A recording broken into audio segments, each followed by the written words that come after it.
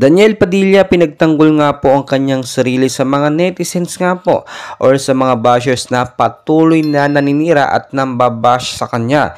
Kasama na nga po dyan ang sinasabi nating Vietnamese girl o sidekick niya noon na naging karelasyon niya nga daw po. No? Nagsalita na rin po yun at nagbigay ng kanyang mensahe. Kasama na rin po dyan ang isyong pagbenta ng sports car nila ni Catherine Bernardo. Kasama na yung bahay na worth 50 million pesos din daw at yung katotohanang naghihirap na nga daw itong si Daniel Padilla. Well guys, siguro panahon na para magsalita o ipagtanggol naman ni Daniel Padilla ang kanyang sarili dahil hindi naman tama, no, na puro side na lang ng mga iba ang ating napapakinggan samantalang ito si Daniel Padilla hindi man lang madepensahan ang kanyang sarili.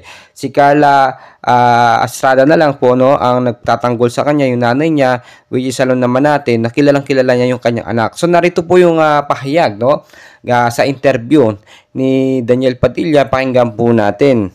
You know, relax lang naman ako ngayon but ako pa rin tinawagan ninyo. Thank you very much.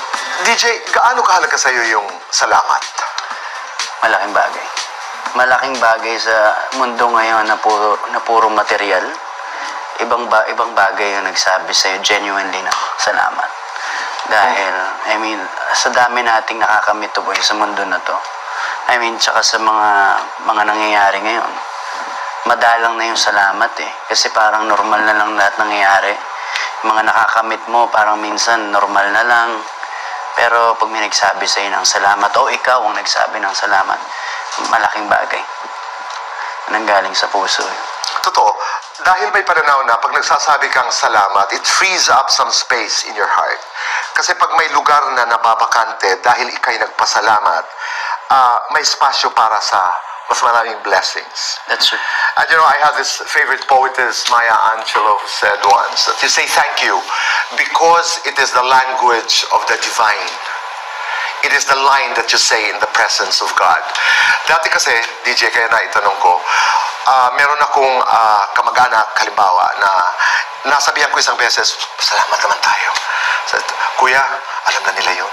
Yeah, exactly. You know? Yun na nga, exactly. Yun yung sinasabi. Kailangan sasabihin mo. Yeah, you have to. Dahil, I mean, sa taong pinagsabihan mo rin, hindi niya makakalimutan yun eh. At kung ano man yung nagawa mo, alam mo yun.